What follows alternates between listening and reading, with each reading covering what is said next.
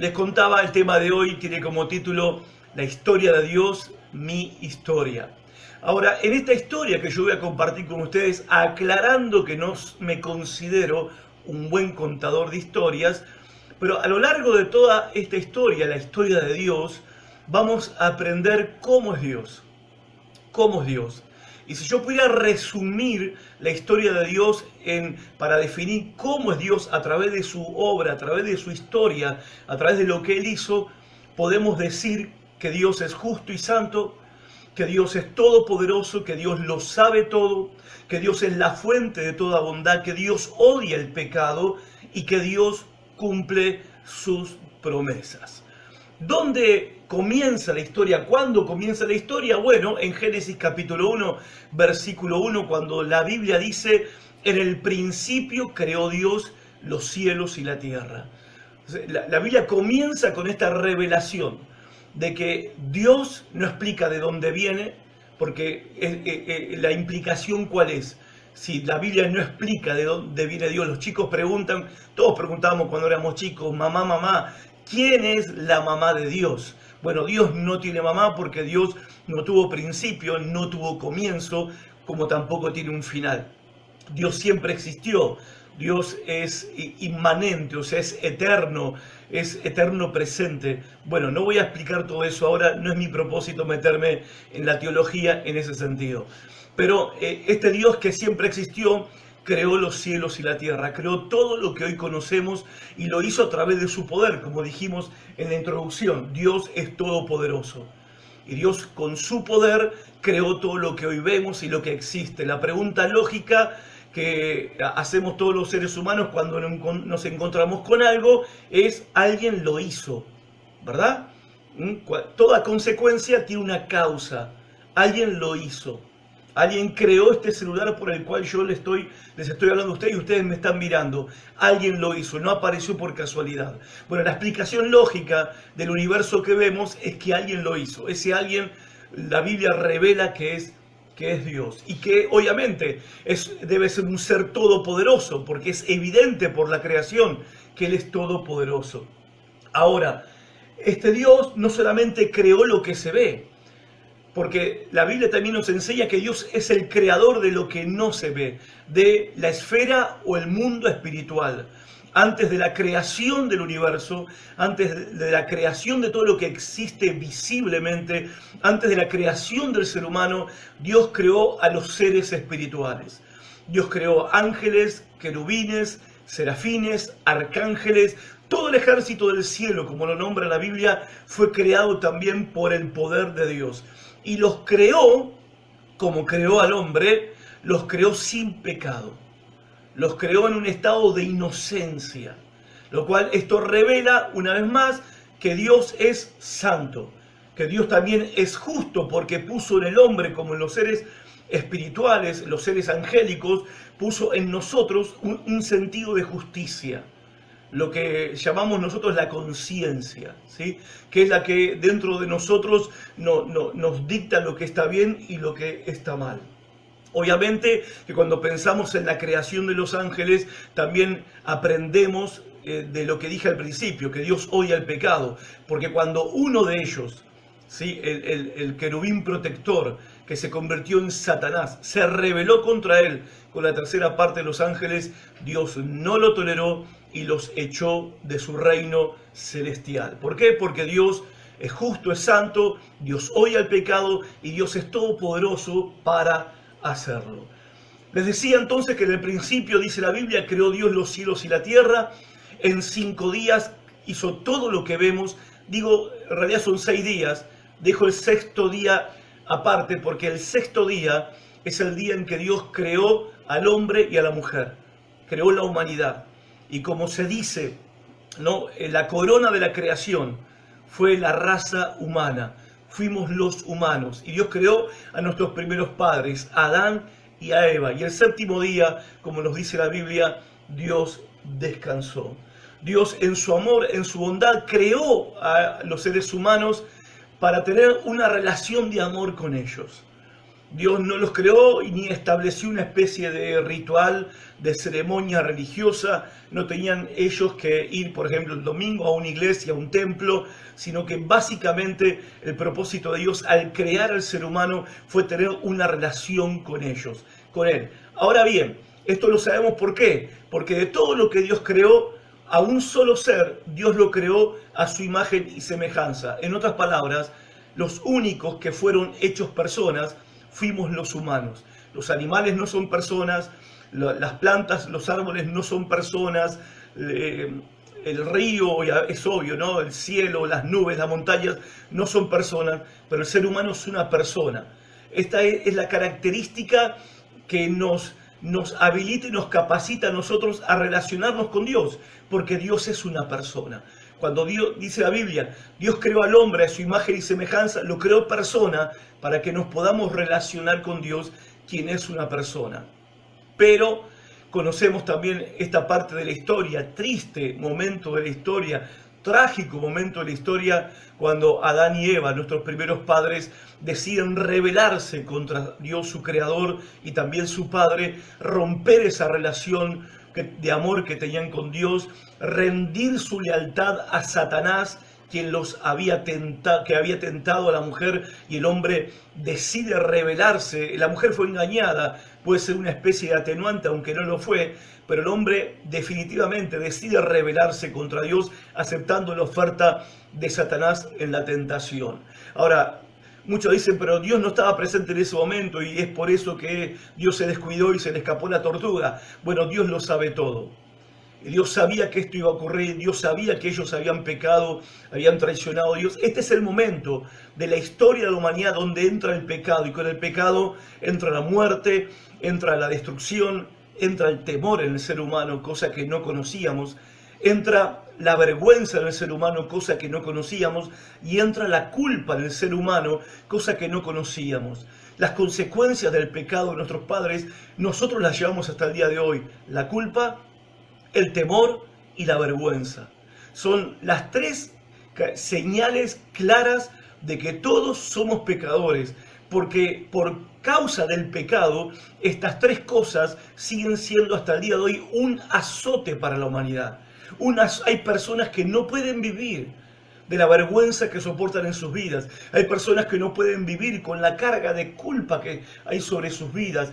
Hay personas que no pueden vivir porque están atados, esclavizados y paralizados por sus temores, sus miedos y sus fobias. ¿De dónde salió el temor? ¿De dónde salió la vergüenza? ¿De dónde salió la culpa? Del pecado de nuestros primeros padres. Del pecado, son consecuencias del pecado. Y por esa vergüenza y por esa culpa y por esos temores es que nosotros no nos acercamos a Dios. Nuestra conciencia culpable no nos deja acercarnos a Dios. Por eso no tenemos una relación de amor con Dios. Tratamos de cumplir con Dios como podemos para tratar de calmar nuestras conciencias, para tratar de quitar nuestra vergüenza, y nos acercamos a Él para que Él nos ayude en los momentos difíciles porque sentimos mucho miedo. Pero en definitiva, estas cosas solamente Dios las puede quitar de nuestras vidas, solamente Dios nos puede librar, pero no quiero predicar todavía, les estoy contando la historia. Dios fue bueno en poner al hombre y a la mujer a cargo de toda su creación. Dios mostró su bondad para con ellos y para con toda la humanidad. Ese es el lugar donde deberíamos estar viviendo todos. Era el paraíso de Dios, en el jardín del Edén, pero lo echamos a perder. Dios, que sabe todo, conoció el momento, confrontó al hombre y a la mujer por su pecado, del cual no se arrepintieron. Entonces el juicio de Dios vino sobre ellos y ellos fueron expulsados del jardín del Edén. Ahora, no es tan grave el hecho de que fueron expulsados del jardín del Edén. Lo grave es que se rompió la relación de amor con Dios. Que en ese momento hubo una fractura en la relación, de la cual el ser humano no se ha podido recuperar hasta el día de hoy. Una fractura con su Creador, una fractura con su Padre, con el Dios que nos creó, con el Dios que nos hizo. Entonces Dios, que es justo, no pudo mirar para otro lado, golpearle la espalda a Adán, que encima Adán no se arrepintió, no se humilló delante de Dios, tampoco lo hizo Eva, sino que se echaron la culpa los unos a los otros, típico de nosotros los seres humanos. Aprendimos de ellos, exactamente. Entonces Dios los expulsa. Ya ellos no podían estar en la presencia de Dios, se necesitaba una reconciliación. Ahora bien, lo que hace Dios, antes de expulsarlos del jardín del Edén, y con la relación entre ellos quebrada y rota, el hombre habiéndose vuelto un enemigo de Dios, Dios le hace una promesa a ellos, que en el tiempo de la vida, Dios iba de la descendencia de la mujer, o sea, un hombre, un nacido de mujer, un ser humano, iba a levantarse para salvar a los pecadores y restablecer la relación de amor que el ser humano tenía con Dios y que Dios quiso que tuviésemos y quiere que tengamos esa relación de amor. Y les promete, ¿por qué? Porque Dios es bueno, es justo y tuvo que castigar el pecado, pero en su bondad les promete un Salvador. Génesis capítulo 3, versículo 15. Bueno, la tragedia está empezando, porque vemos al poco tiempo que Caín mata a su hermano Abel. Son los dos primeros hijos de Adán y Eva, tuvieron muchos más, y se nota ya que el ADN del pecado estaba presente en la vida de los hijos de Adán, como está presente en la vida de todos nosotros. A veces fue el primer asesinato que ocurrió como consecuencia de la entrada del pecado y la maldad y del control de Satanás sobre los seres humanos que se rindieron a su esclavitud, que se rindieron a su autoridad de manera voluntaria. El ser humano se rindió y se entregó a Satanás de manera voluntaria y terminó siendo un esclavo de Satanás a causa de su pecado y de su traición a su creador. Ahora bien, no terminó acá con el asesinato por parte de Caín de su hermano Abel, sino que la humanidad empezó a multiplicarse, pero con la multiplicación de los seres humanos se multiplicó la maldad. Dice la Biblia que la maldad era grande en la tierra, que el pensamiento de las personas era continuamente el mal desde que eran jóvenes, desde que eran chicos. Entonces Dios decide, porque es justo y santo, decide castigar el pecado y decide destruir la humanidad y hacer un comienzo nuevo. Pero en su bondad, ¿qué hace Dios? Dios no va a destruir toda la humanidad completa, aunque merecía la humanidad, merecíamos la humanidad ser destruidos por la forma en que estábamos viviendo de espaldas a Dios, pero Dios mira con ojos de gracia, con ojos de favor, de misericordia, a un hombre y a su familia, a Noé. Y le advierte a Noé que va a destruir la humanidad, que va a destruir la creación, que va a matar a todo ser viviente con un gran diluvio. La lluvia no existía hasta ese momento, y le indica a Noé que construyera un arca. Noé, obediente a Dios y con fe, creyendo a Dios que Dios le había hablado, no lo vio, lo escuchó y creyó a las palabras de Dios. Le llevó 120 años construir un arca, mientras la construía, para burla de todos sus vecinos y paisanos durante ese tiempo, ¿sí? Él proclamaba el mensaje del arrepentimiento, llamaba a su generación a que se volviesen a Dios, pero todos se burlaban de él. Noé es un predicador advirtiendo del juicio que va a venir, del castigo de Dios que va a venir, pero nadie le creyó. Nadie le creyó hasta que el día del diluvio llegó. Ahora, cuando termina el diluvio y Noé y su familia salen del arca, Dios hace un pacto nuevo con ellos. Y en ese pacto nuevo Dios le dice a Noé que no va a volver a destruir la tierra como la destruyó, a través de una gran inundación. Y como señal de que no la va a destruir, le dice a Noé que él va a poner su arco iris en el cielo. El arco iris, hasta el día de hoy, nosotros lo miramos y para nosotros es justamente un recuerdo de que Dios prometió no destruir con inundación, como lo hizo en el tiempo de Noé, la humanidad y la creación. Lo va a hacer, sí, en el juicio que viene, lo va a hacer con fuego, pero ese es otro tema para otro día. Entonces le dice lo mismo que le dijo a Adán y a Eva: multiplíquense, crezcan, fructifíquense, llenen la tierra. Y así empezaron a multiplicarse los hijos de Noé, Sem, Cam y Jafet, y empiezan a llenar la tierra. Pero llega un punto en la humanidad donde se rebelan contra Dios y dicen: ¿por qué tenemos que esparcirnos? Vamos a establecernos en un solo lugar. Y en ese lugar, ¿sí?, vamos a construir una gran torre para que nosotros mismos podamos llegar al cielo. No necesitamos adorar a ningún Dios. No necesitamos reverenciar a ningún Dios. No necesitamos a ningún Dios para llegar al cielo, para tener salvación. Vamos a construir nosotros nuestra propia torre y vamos a llegar al cielo con nuestro propio esfuerzo y con nuestros propios medios. Y dice la Biblia que Dios, viendo la intención de ellos y que era irrevocable, Dios descendió en medio de la humanidad y Dios confundió el lenguaje de ellos. Y a partir de ese momento nacieron los idiomas. ¿Por qué la obra de la Torre de Babel se frustró y no llegaron a concluir ese gran proyecto? Porque empezaron, como juicio de Dios, Dios les cambió el lenguaje. Dios le dio idiomas diferentes a personas, a una humanidad que tenían un solo lenguaje, un solo idioma. Y así se empiezan a esparcir, a separar, porque no se entendían entre ellos y se empiezan a reunir entre ellos los que sí se entendían con el mismo idioma. Obviamente fue una obra sobrenatural de Dios, porque uno dirá, pero eso es una locura. Bueno, es una locura si lo pensamos en términos humanos, pero para un Dios que es todopoderoso, ¿cuál es el problema? Para hacer eso y muchas cosas más. Ahora, en este momento de la historia, Dios, voy a decir una palabra que no es la correcta, porque nada de lo que sucede, está sucediendo, toma por sorpresa a Dios. Dios ya tenía un plan preparado de antemano de cómo iba a salvar a los pecadores y proveer de un camino, de un puente, de una puerta, de una manera en que los pecadores pudiéramos volver a Dios y restablecer nuestra relación de amor con Él y ser salvados de la idolatría de nuestro corazón, de nuestra maldad, de nuestro propio pecado, que nos condena a una existencia de condenación, de culpa, de temor, de vergüenza, lejos de Dios. Ahora, hasta este momento Dios estaba tratando con toda la humanidad, pero ¿qué hace Dios? Cambia de plan. No lo cambió, era parte del plan, pero cuando uno lo lee se nota que Dios cambia de plan, porque ahora Dios va a elegir a un hombre. Y de ese hombre Él va a formar una nación.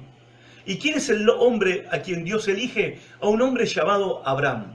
Abraham era un ciudadano de Ur de los Caldeos, una ciudad que se caracterizaba, entre muchas cosas, en rendirle culto a la luna. De todos los idólatras que vivían ahí, le rendían culto a la luna y practicaban la idolatría, Dios eligió a uno de ellos. ¿Qué mérito tenía Abraham? Ninguno. Era un idólatra, un pecador y un rebelde contra Dios como todos los demás. Pero Dios elige a Abraham, le habla a Abraham y le dice que deje su tierra, que deje su familia y se vaya a una tierra que Él le va a mostrar. Y Abraham, con una fe impresionante, cree a la voz que le está hablando y obedece. Obedece a Dios, deja su familia, deja su tierra y se larga con su esposa, con su sobrino y con sus criados hacia una tierra que él no conocía.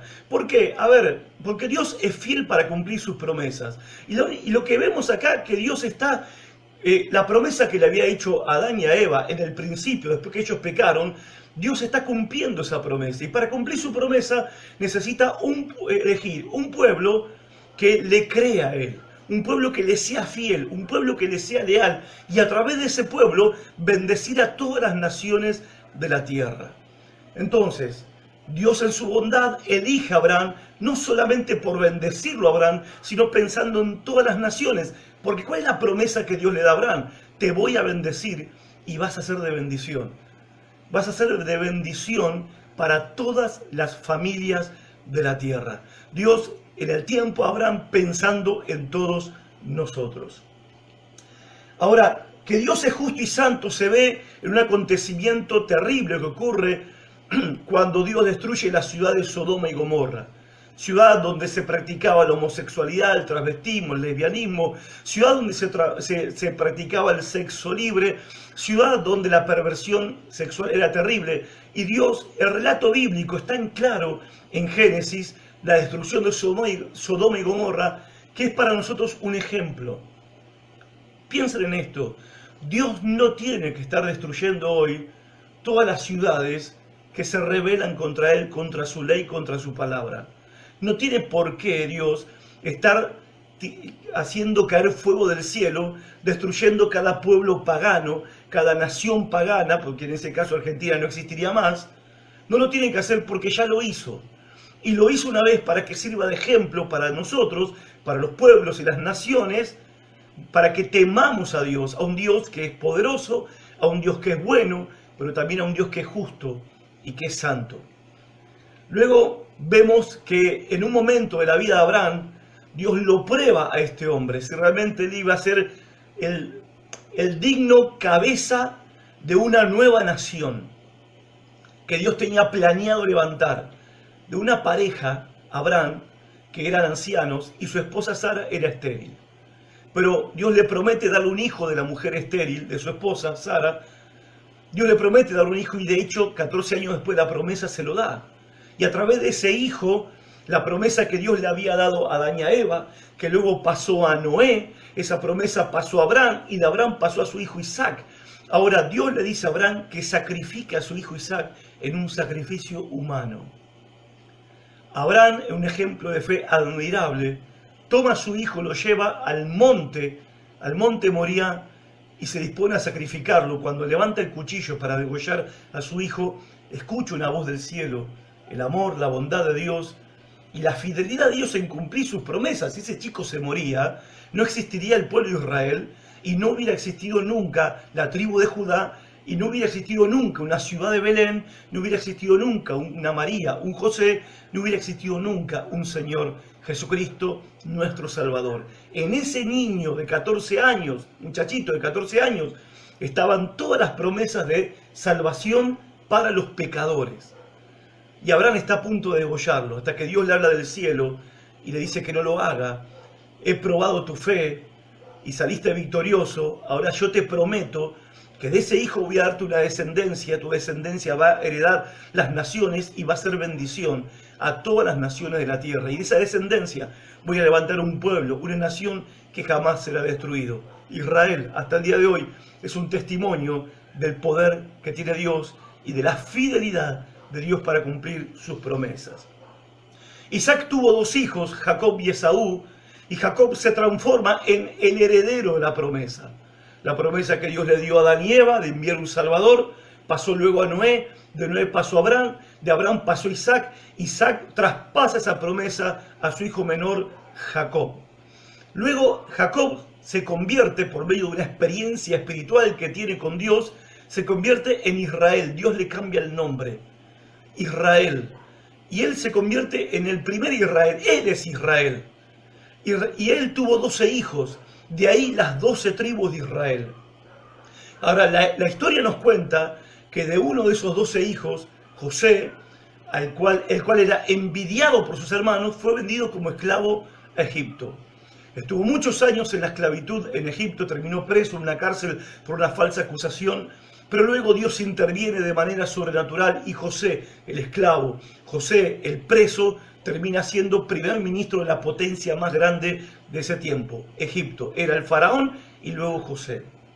Él administraba el imperio egipcio, pero llega una hambruna terrible en toda la región y la familia de José, Jacob con sus hijos y sus pequeños nietos, estaban pasando hambre, ignoraban que José estaba vivo todavía, lo habían dado por muerto. Es más, los hermanos le habían vendido al papá la mentira. Ellos habían vendido a su hermano José como esclavo a unos mercaderes que iban para Egipto y al padre le dijeron que un animal lo había matado en el desierto. O sea, para Jacob su hijo estaba muerto. Ahora, la historia nos cuenta que José se da a conocer a sus hermanos cuando fueron a comprar alimentos a Egipto, porque había un hambre terrible en esa región. Entonces, ahí es cuando José manda a llamar a toda su familia, 70 personas. Era la tribu de Israel que entró a Egipto en tiempos de José. Ahora, de estas 70 personas se empezaron a multiplicar, ¿sí?, en la tierra de Egipto. Pero llegó un momento en la tierra de Egipto donde el faraón que renegó de la historia y del honor que José inspiraba a todos los egipcios por lo que había hecho, y se vuelve en contra de los hebreos y los esclaviza. De esos esclavos hebreos ¿sí? Nace un hombre llamado Moisés, un bebé llamado Moisés, y conocemos la historia. Faraón tiene miedo que los judíos se sigan multiplicando, los israelitas, no se les llaman judíos todavía, se sigan multiplicando, manda matar a todos los bebés, ¿sí? A todos los bebés que habían nacido, a todos los bebés varones que habían nacido, para achicar la población de israelitas en el imperio egipcio, porque tenían temor que los esclavos se rebelaran contra sus amos. Y la mamá de José, para salvarle la vida al bebito, lo pone en una canastita, Moisés le decimos ahora la canastita, recubierta con brea en el río Nilo, para que la hija del faraón lo encuentre, o casualidad, no, providencia de Dios, y la hija del faraón lo toma al bebé Moisés y lo cría en el palacio como si fuera su propio hijo. Este Moisés, siendo joven, ya mayorcito, se identifica con su pueblo, él sabe que es parte de ese pueblo esclavo, del pueblo de Israel, y él quiere liberarlos, pero fracasa en el intento y termina huyendo al desierto. Pasaron 40 años más, Moisés tenía 80 años, estaba en el desierto, ya se había casado, tenía hijos, trabajaba cuidando las ovejas de su suegro. En una de esas noches, recorriendo con las ovejas en el desierto, pasa cerca del monte Sinaí, monte Horeb, monte de Dios, conocido como monte de Dios, y ahí Dios le habla a Moisés. ¿Por qué le habla a Moisés? Primero, porque Dios es justo, y Él no va a tolerar que su pueblo siga en esclavitud. Y Dios es bueno. Dios es bueno para tener compasión de su pueblo, y porque Dios también es fiel a sus promesas. No se olvida de lo que Dios le prometió, un Salvador. Y si iba a venir un Salvador, tenía que venir por medio de la familia, de la descendencia de Abraham, a quien Él había escogido. Pero si los judíos israelitas desaparecían y eran exterminados por los egipcios, no iba a haber familia en donde naciera el Salvador. Entonces Dios se le aparece, Moisés lo comisiona, le dice que vaya a Egipto, y libere al pueblo de Israel. Dios dice, este es mi pueblo, quiero que lo liberes y quiero que vayas, hagas milagros, señales, para que Faraón lo deje ir. Dios dice, voy a demostrar mi poder en Egipto y Faraón los va a dejar libres. Bueno, el poder de Dios se demostró en Egipto, desatando las 10 plagas terribles que vinieron sobre los egipcios, porque Faraón se resistía a dejar ir libres al pueblo de Israel, porque Israel tenía que seguir su camino. ¿A dónde tenía que ir Israel? Dios le había prometido a Abraham, no solamente una descendencia, Dios le había prometido a Abraham la tierra que estaba pisando la planta de sus pies. La tierra que Abraham recorrió de arriba a abajo, de norte a sur, de este a oeste, la tierra de Canaán, la tierra de Palestina, la tierra prometida. Se llamaba la tierra prometida porque se la había prometido a Abraham. Ahora los israelitas están en Egipto, están en África, y la tierra prometida está en Oriente. Entonces ellos tienen que ir a la tierra prometida y cumplir con los propósitos de Dios, multiplicarse en ese lugar, porque en esa tierra, de esas familias, Dios iba a enviar un Salvador. Pero Faraón no quiso. Entonces Dios desata su poder sobre Faraón y sobre todo Egipto, y terminan dejando que los israelitas se vayan. Y la última plaga se conoce como la plaga de la muerte de los primogénitos. Fue la noche donde Moisés instruye al pueblo de Israel por mandato de Dios a sacrificar un cordero. Se sacrifica la primera Pascua. Esa es la primera Pascua. Pascua significa pasar de largo, no significa huevo de Pascua, conejo de Pascua, ni rosca de Pascua. Pascua significa pasar de largo. ¿Por qué pasar de largo? Porque Dios esa noche iba a mandar el ángel de la muerte como la última plaga, para que murieran como juicio y castigo de Dios el primogénito de cada familia y de cada animal, en todo el imperio egipcio. Pero le dice a Moisés, prepara ahí, ¿sí?, un cordero de un año, perfecto, sin defecto, sacrifíquenlo, la sangre del animal con un hisopo, pinten los dinteles de las puertas de sus casas, el ángel de la muerte verá la sangre y pasará de largo. Eso significa Pascua, pasará de largo. Significa que el ángel, las familias, por la sangre que estaba ahí en el dintel de las puertas, iban a ser libradas del juicio de Dios. Ahora, noten una cosa muy importante. En la historia de Dios vemos algo muy particular, la cuestión de los sacrificios. Porque Dios le dice a Abraham que sacrifique a su hijo. Abraham no sacrifica a su hijo porque Dios se lo impide, pero en el lugar del sacrificio, había un carnero trabado por sus cuernos en un zarzal. Y Dios le dice que en sustitución de su hijo sacrifique ese cordero. Y hay un sacrificio de sangre. Sangre es derramada, ¿sí? Y ese carnero muere en lugar de Isaac. La idea de sustitución. Alguien está muriendo para salvar a otro. Acá tenemos a Moisés y los israelitas que están sacrificando un animal inocente y usando su sangre como protección para ellos, porque alguien tiene que morir. Se entiende cómo Dios va preparando a través de sus hechos, su historia, sus obras, sus palabras, va preparando al pueblo de Israel y al mundo entero para la idea de que necesitamos un sustituto que ocupe nuestro lugar para pagar la consecuencia de nuestro pecado, que tiene que haber muerte, que tiene que haber derramamiento de sangre, pero no de cualquiera, porque el animal tenía que ser, la oveja, el cordero, tiene que ser perfecto y sin mancha. Ya hay una idea en este tiempo, cuando Israel es librado de la esclavitud de Egipto, ya empieza a surgir la idea de que necesitamos un Salvador, ya lo sabemos por la promesa, lo sabemos porque nuestra relación con Dios está rota, pero necesitamos un Salvador que sea nuestro sustituto, que pague en nuestro lugar lo que nosotros no podemos pagar, que es la culpa por nuestro pecado. Ellos celebran la Pascua, ningún israelita murió esa noche, pero sí los primogénitos de todos los egipcios. ¿Por qué? Porque Dios es todopoderoso, porque Dios es justo, es santo. Dios está haciendo justicia a los israelitas por tantos años de esclavitud y de opresión. Ahora, ellos salen de Egipto, pero no salen alegremente. Al principio sí, pero luego se enteran que Faraón los persigue. Ahora, ellos llegan a la orilla del Mar Rojo, no pueden cruzar, el ejército egipcio está detrás. Ahora, Dios es todopoderoso, Dios cumple sus promesas, Dios es bueno y abre para el pueblo de Israel un camino en el Mar Rojo, para que ellos pasen por tierra seca. Cuando los egipcios intentaron hacer lo mismo, Dios le dice a Moisés que levante su vara y el mar se iba a cerrar, el mar se cerró y el ejército de Faraón fue ahogado completamente el día que ellos cruzaron de Egipto hacia el desierto del Arabá, camino al monte Sinaí. Hacia ese lugar iban, al monte Sinaí, en el desierto del Arabá. ¿Por qué era importante llegar al monte Sinaí? Porque eso es lo que le había dicho Dios a Moisés. Trae a mi pueblo hasta acá para que me adoren y yo voy a entrar en pacto con ellos. Y evidentemente fue lo que sucedió. Dios hace un pacto con el pueblo de Israel.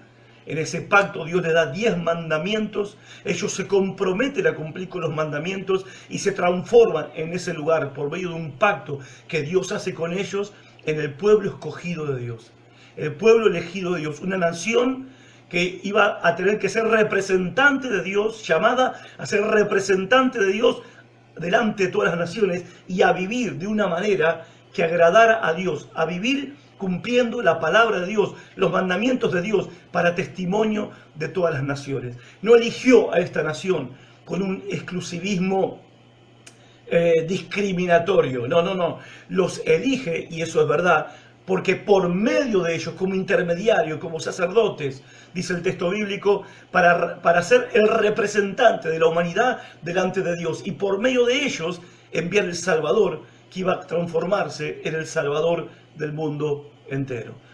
Ahora, este pacto que Dios hace con el pueblo de Israel a través de Moisés en el monte Sinaí también es sellado con sangre. La idea del sacrificio sigue presente. Ahora, Dios le da una orden a Moisés que en el campamento del pueblo de Israel, en el desierto, eran más o menos 2 millones de personas, construyera un tabernáculo conocido como el tabernáculo de reunión, un santuario, una carpa, una tienda ambulante, porque ellos tenían que caminar por el desierto, cruzarlo entero hacia la tierra de Canaán, a Palestina, la tierra prometida. Pero había un lugar donde la presencia de Dios iba a manifestar de manera especial, donde el pueblo de Israel podía venir a hablar con Dios, a orar, a cantar, a presentar sus sacrificios. Dios establece un lugar donde Dios va a hablar al pueblo y donde el pueblo le va a hablar a él. Establece un sacerdocio. Se conoció ese lugar como el tabernáculo. Después de 40 años en el desierto, ellos entran a la tierra prometida, por medio de Josué, la conquistan, pero estando en la tierra prometida, disfrutando la bendición de Dios, disfrutando de todo lo que Dios le había prometido a Abraham, que le daría a toda su descendencia una tierra próspera, una tierra fértil, los israelitas se rebelan contra Dios, se vuelven idólatras, empiezan a adorar a dioses paganos, a corromperse sexualmente, moralmente, en el manejo del dinero, en las relaciones sociales, se vuelven injustos, mentirosos, ladrones, no solamente ellos, también sus líderes. Entonces Dios, para que este pueblo no se autodestruya y los enemigos no lo terminen aniquilando, levanta jueces. Levanta jueces para liberar al pueblo en los momentos que el pueblo caído en la apostasía, alejados de Dios, renegados de Dios, estando sometidos por pueblos que los rodeaban, enemigos que los rodeaban, Dios levanta jueces para liberar al pueblo y mantener a este pueblo desobediente, porque Dios es fiel y cumple sus promesas. Los jueces no viven para siempre, entonces el pueblo se cansa de tener jueces y quiere un rey. Pide un rey, Dios le da un rey, y es Saúl, el primer rey elegido por Dios, un rey que fracasa miserablemente, y Dios lo reemplaza con un rey que es elegido por Dios, un rey que es conforme al corazón de Dios, lo elige de una familia humilde de la ciudad de Belén, el hijo menor de una familia que era pastorcito de ovejas. A los 12, 13 años, Dios unge a David como rey de Israel. No se convirtió rey en ese momento, llegó a ser rey, después casi a los 30 años, se convierte en el rey más famoso del pueblo de Israel. A partir de él comienza una dinastía de reyes, lo sucede su hijo Salomón, después de Salomón lo sucede su hijo Roboam. En el tiempo de Roboam, Israel se divide, se parte la nación de Israel en Israel del norte, 10 tribus, Israel del sur, 2 tribus, ¿sí? Judá y Benjamín, y el resto de las 10 tribus quedan al norte, en la tierra de Canaán, y es el tiempo donde Dios levanta profetas. Levanta profetas es el tiempo donde el pueblo de Israel se vuelve a corromper, se vuelve a alejar de Dios. Dios les envía profetas porque es bueno, porque Dios quiere cumplir sus promesas y porque Dios quiere hablar a su pueblo, porque Dios habla. Habla y seguirá hablándonos a todos nosotros. Y Dios levantó a estos profetas para hacer volver al pueblo, que no olvidaran la promesa de Dios, que Dios les recuerda la promesa de que Dios iba a enviar un Salvador, que Dios los iba a guardar y proteger de sus enemigos, pero ellos tenían que cumplir su parte del pacto que habían hecho con Dios en el monte Sinaí. Los profetas les recuerdan sus promesas, y los profetas también les advierte a Israel del pecado y del juicio que viene. Los profetas les decían, Dios les prometió bendiciones si ustedes obedecen, pero si ustedes obedecen, estas maldiciones van a venir sobre ustedes. Y fue así que profeta tras profeta les hablaban al pueblo de Israel de parte de un Dios que es justo, de un Dios que es santo, santidad y justicia con la que ellos estaban jugando. Y aun cuando ellos menospreciaban a Dios y se rebelaban contra Dios y desobedecían a Dios y traicionaban a Dios, Dios en su amor y en su bondad enviaba profetas para hacerlos volver en sí, para que se rescataran estos muchachos y volvieran a Dios, porque ¿con quién habrían de estar mejor? Y estos profetas, algunos de ellos hicieron milagros tremendos, como Elías, que hizo milagros tremendos, Eliseo también, como señal de que el poder de Dios no había cambiado. Pero no todos los profetas también fueron joyitas, ¿no?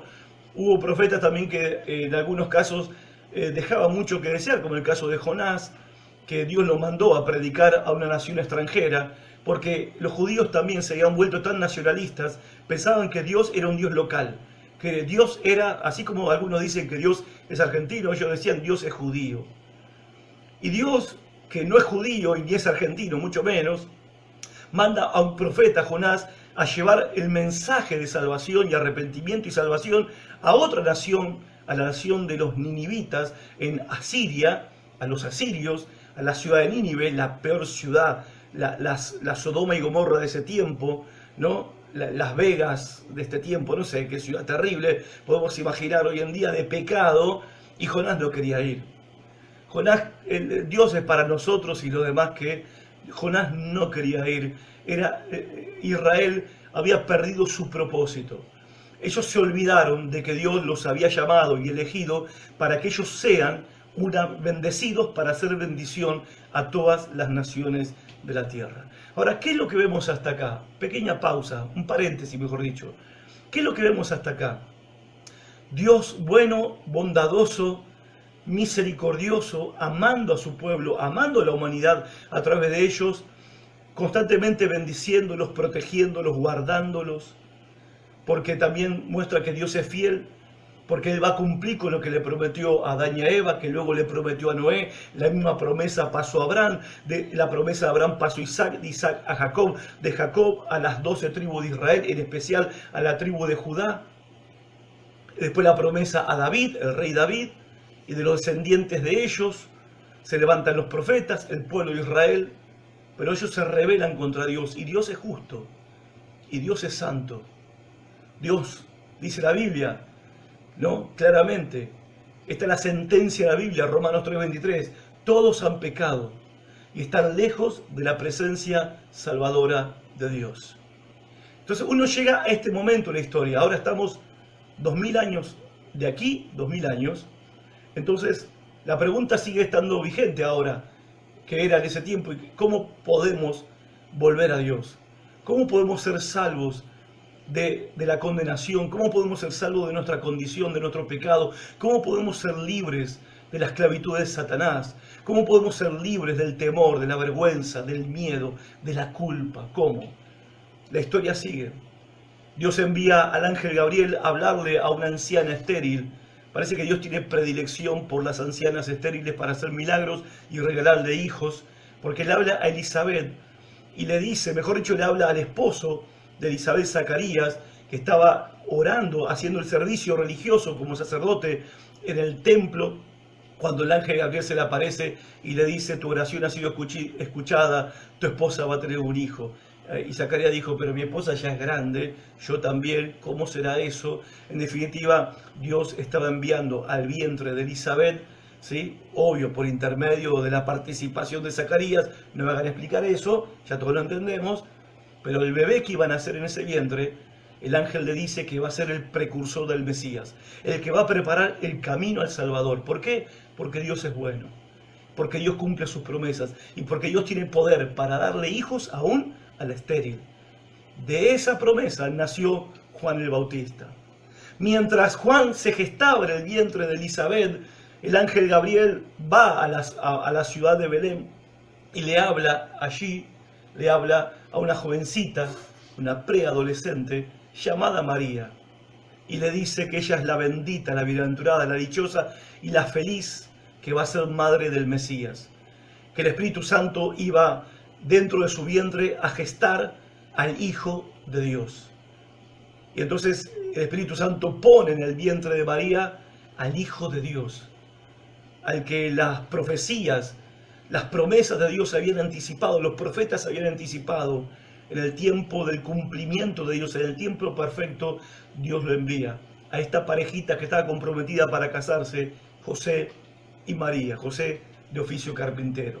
A los 30 años Jesús va a comenzar su ministerio, va al río Jordán, donde su primo, Juan el Bautista, estaba predicando y bautizando a las personas que estaban arrepintiendo sus pecados, porque Juan predicaba, preparen su vida, preparen su corazón, preparen su alma, el Mesías está llegando, el Mesías está viniendo. ¿Por qué? Porque Dios es todopoderoso para enviar a su Mesías, porque Dios es bueno para enviar un Salvador y Dios cumple su promesa, Dios es fiel en cumplirla. Dicho y hecho, cuando Jesús apareció entre la multitud en el río Jordán, Juan el Bautista dijo, he aquí, acá está, el Cordero de Dios que quita el pecado del mundo. Noten qué importante esta expresión de Juan, el Cordero de Dios. ¿Se acuerdan? El Cordero de la Pascua. ¿Se acuerdan? El carnero que sacrificó a Abraham. ¿Se acuerdan? Los sacrificios en el tabernáculo. Dios estuvo preparando a Israel y a toda la humanidad durante esos 4000 años antes que llegara el Señor Jesucristo.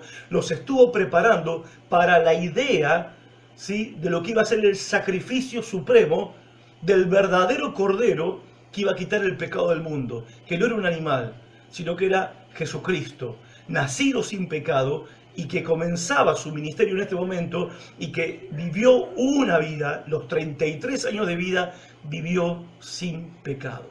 Cristo el Señor, Jesús, comienza su ministerio a los 30 años. Empezó su ministerio y empezó a causar mucho impacto, al punto tal que los líderes religiosos del pueblo judío se preguntaban quién era él.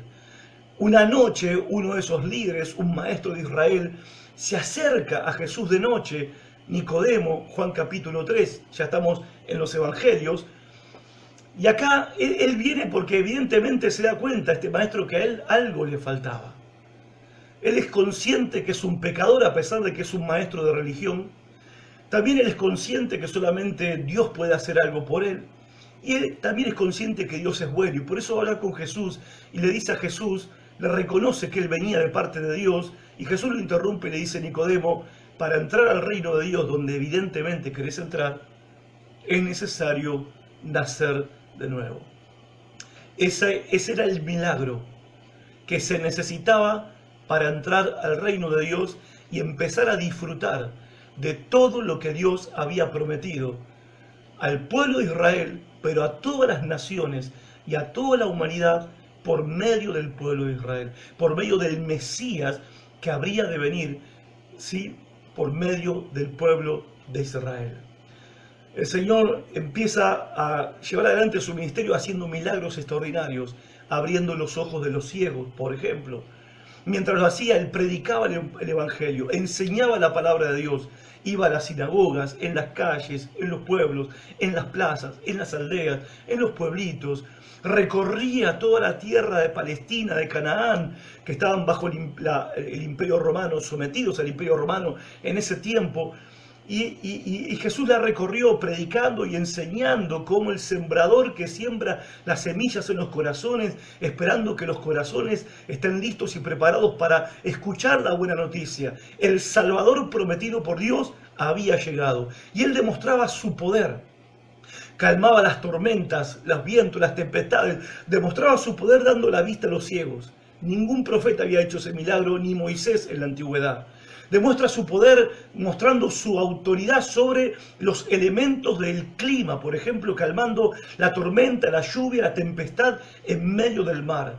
Demuestra su poder sobre Satanás y los demonios, liberando al endemoniado gadareno que tenía una legión de demonios, y a cuanto endemoniado, cautivo por el diablo, se encontraban con Cristo. Jesucristo echaba fuera los demonios y demostraba una vez más la derrota de Satanás, y que él verdaderamente era el enviado de Dios, era el Hijo de Dios, era Dios que se había hecho hombre y que ahora estaba entre nosotros, como el ángel le había dicho a María, ese ser que va a nacer en tu vida, se va a llamar Emmanuel, que significa Dios con nosotros, en cumplimiento de la profecía del profeta Isaías 600 años antes que Cristo Jesús naciera. Mostró su poder sobre los elementos materiales al multiplicar los panes y los peces para darle de comer a una multitud de 5.000 hombres, sin contar hombres y mujeres, 20.000 personas se estima. 2 veces hizo este milagro. Incluso enseñaba a los líderes religiosos y los confrontaba con su hipocresía, con su religión fría, muerta, sin misericordia, sin compasión por los pecadores, por los perdidos. Confrontó al liderazgo judío. Es más, puso en crisis todo el sistema de liderazgo judío de los sacerdotes, fariseos, escribas, sumos sacerdotes de ese tiempo. Entraron en crisis y empezaron a planear la muerte del Señor Jesucristo.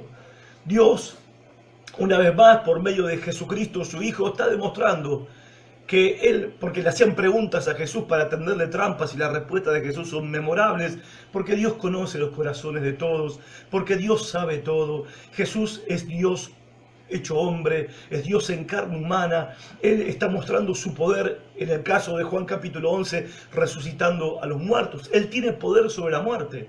Dijimos, mostró poder sobre la enfermedad, mostró poder sobre Satanás y los demonios, mostró poder sobre los elementos materiales multiplicando panes y peces, mostró su poder sobre los elementos de la naturaleza, calmando la tempestad en medio del mar y la tormenta, Y ahora está mostrando su poder sobre la muerte, resucitando a Lázaro, resucitando también al hijo de la viuda y a otros más, pero los registros bíblicos no pueden, como dijo Juan, si se hubiera escrito todo lo que Jesús dijo y hizo, no alcanzarían los libros del mundo ni las bibliotecas para contener esos libros. En medio de todo esto, al final de su trabajo y de su ministerio, Jesús empieza a preparar a sus discípulos. Empieza a prepararlos y a decirles que Él tiene que ir a Jerusalén. Y ahí Él va a ser apresado por los judíos, va a ser maltratado por ellos, va a ser entregado a los gentiles, donde van a ser torturado, va a ser azotado, va a morir crucificado y al tercer día se va a levantar de entre los muertos. Los prepara, los viene preparando para ese momento crítico para ellos. Ahora bien, ¿sí? No sé cuánto tiempo voy, casi una hora, 4000 años de historia, no se pueden quejar, ¿sí? Ya voy casi terminando. 4000 años de historia en una hora, va bien. Jesús los prepara a ellos, los está preparando. Aunque ellos fracasaron cuando pasó todo lo que pasó en la semana de la pasión de Cristo, porque esa semana donde Él va a Jerusalén, el jueves por la noche, ese día, Judas lo traiciona, lo entrega a los soldados judíos, quienes lo enjuician en un juicio fraudulento en la madrugada, cosa que estaba prohibida por la ley judía, lo entregan a Poncio Pilato para que los romanos lo ejecutaran, después de azotarlo, castigarlo y atormentarlo. Entonces el Mesías prometido, el Hijo de Dios que vino a cumplir las promesas fieles de Dios su Padre, el Dios todopoderoso, el Dios justo y santo, hecho carne, el Dios bondadoso y amoroso y compasivo, ahora está muriendo en una cruz, entregando su vida, siendo inocente de todo pecado y de toda maldad, entregando su vida en un sacrificio, entregando su vida al juicio de Dios, atrayendo sobre sí mismo el pecado de todos nosotros y atrayendo sobre sí mismo la ira de Dios y el castigo de Dios, que en vez de venir sobre la humanidad entera, vino sobre el cuerpo del Hijo, de su propio Hijo Jesucristo. Así como Abraham, ¿sí? Miles de años antes, estuvo a punto de sacrificar a su hijo, ¿sí? En este caso, y Dios se lo impidió porque por medio de un carnero encontró un sustituto para que Isaac no muriera, y Abraham sacrificó al carnero en lugar de su propio hijo. En el monte Calvario, Dios no encontró un sustituto para su hijo, sino que su hijo fue el sustituto de todos nosotros, que tendríamos que haber padecido la muerte por castigo y juicio de Dios, porque la paga del pecado es la muerte. Y Cristo, que no tenía por qué morir, muere la muerte de todos nosotros. Es la muerte por el pago de nuestros pecados. Para los discípulos y para muchos que creían en Él, fue el fin de la historia. Fue la decepción más terrible, el golpe más duro que podían haber recibido. Su Salvador, su Maestro, su Rey, su amigo, su papá en la tierra, su consolador, su compañero. Se había terminado toda la historia. Qué depresión, qué angustia, qué desolación, qué día tan terrible ese día para ellos, para la creación entera, que se oscureció al mediodía, en medio pleno día, se oscureció el cielo. Y a las 3 de la tarde, el Señor Jesucristo muere en esa cruz. Los demonios y Satanás saltando de alegría, cantando victoria, pero al tercer día de la cruz, el domingo a la mañana, Jesucristo fue levantado de los muertos por el poder de Dios su Padre, que envió al Espíritu Santo y levantó el cuerpo de Cristo, resucitándolo de esa tumba. ¿Por qué? Porque Dios es justo y es santo, porque Dios es todopoderoso, porque Dios es bueno y porque Dios cumple sus promesas. Se aparece a sus discípulos que no lo podían creer. Tomás dijo: si yo no lo toco, no lo veo, no lo creo. Y cuando Jesús se aparece a los discípulos y a Tomás, que estaba con ellos, le dice a Tomás: acá estoy, tócame. Y no seas incrédulo, sino creyente. Y los que no creyeron, de que estaba vivo, porque cuando el domingo de la mañana las mujeres fueron al sepulcro para ungir el cuerpo muerto de Jesús con especias aromáticas, encontraron la tumba vacía y el mensaje del ángel que el Señor había resucitado. Y es más, a María Magdalena Cristo se le aparece en el huerto de Getsemaní, se le aparece allí en el huerto de la tumba. Cuando las mujeres fueron a contar la historia, no le creyeron, no le creyeron. Entonces Jesús se aparece a ellos, les reprocha su incredulidad, les reprocha su incredulidad. Y come con ellos, comparte con ellos. Y 40 días se quedó con ellos, enseñándoles, predicándoles, instruyéndolos acerca del reino de Dios y de la misión que ellos tenían por delante. ¿Cuál era la misión?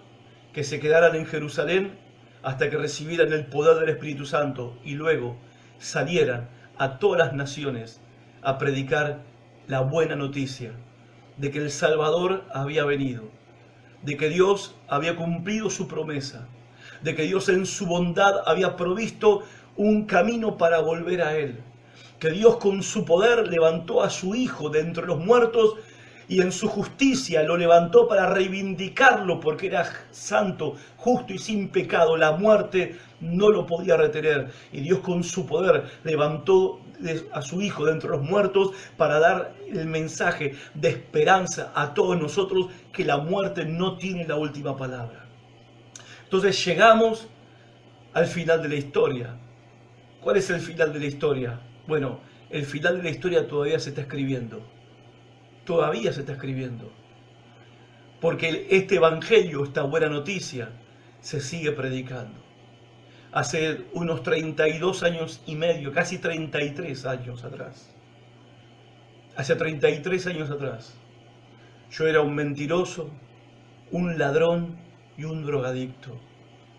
Perdido en mi maldad y en mi egoísmo. Y en esa vida de perro que vivía, de oscuridad en la que vivía, de maldad en la que vivía, la buena noticia del Salvador Jesucristo llegó a mis oídos. Yo era todo eso hasta una noche en Belgrano, barrio Belgrano, Plaza Noruega, una noche de febrero, hace 33 años atrás. Escuché la buena noticia de que Dios había enviado al Salvador Jesucristo para salvar mi alma y que Él era el camino para volver a Dios y que yo por medio de Cristo iba a ser perdonado de mis pecados, iba a ser libre de la esclavitud en la que vivía, bajo la opresión del pecado, la culpa, el temor, la vergüenza, la mentira, el robo y las drogas, en esa esclavitud, en esa cárcel en la que vivía. Y esa noche Jesucristo vino a mi encuentro, el Salvador vino y buscó mi vida porque estaba perdido y me salvó, y entendí y comprendí que necesitaba arrepentirme de mis pecados y poner toda mi confianza y mi fe en el que había resucitado entre los muertos y que estaba vivo. Y evidencia de que está vivo es que transformó mi corazón, entró a mi vida, cambió mi vida, porque Dios cumplió las promesas, que a través de su Hijo iban a ser bendecidas todas las naciones, todos los seres humanos de la tierra, todos los pecadores tendríamos la oportunidad de ser salvados por medio de su Hijo Jesucristo. Y esa oportunidad la tuve hace 33 años atrás. Después de esa noche, nunca más volví a ser el mismo. Y soy un predicador. No nací en una iglesia, no nací dentro de un templo. Soy predicador es porque el mensaje de la buena noticia que me salvó lo tengo que compartir y lo tengo que predicar para vos, para que vos escuches también esta buena noticia y entiendas que Jesucristo no es solamente un maestro de la religión judía, un buen maestro que vivió y qué lástima que lo mataron, sino que Él es el Salvador prometido, allí en el pasado de los siglos, y que Dios fielmente fue cumpliendo su promesa de manera poderosa, de manera justa, de manera santa, de manera fiel, de manera bondadosa, para que hoy este mensaje llegue a vos que me estás escuchando, que me estás mirando. Solamente por medio de Cristo Jesús tu vida puede tener un antes y puede tener un después. Solamente por medio de Jesucristo. Jesucristo es el sacrificio que fue hecho en esa cruz porque vos no podías entregar tu vida para pagar tu pecado. Él fue el Cordero, inocente, perfecto, sacrificado. Su sangre es la que te limpia de todo pecado si te animás a creer. Jesucristo es nuestro representante delante de Dios. Es el que intercede por nosotros delante de Dios. Se hizo hombre para ser como nosotros y resucitó y ascendió al cielo y está sentado a la derecha de Dios intercediendo a nuestro favor para que vos, que me estás escuchando y viendo, este mensaje lo creas con toda tu alma y con todo tu corazón, y esta salvación que Dios prometió en siglos pasados se vuelva una realidad en tu vida.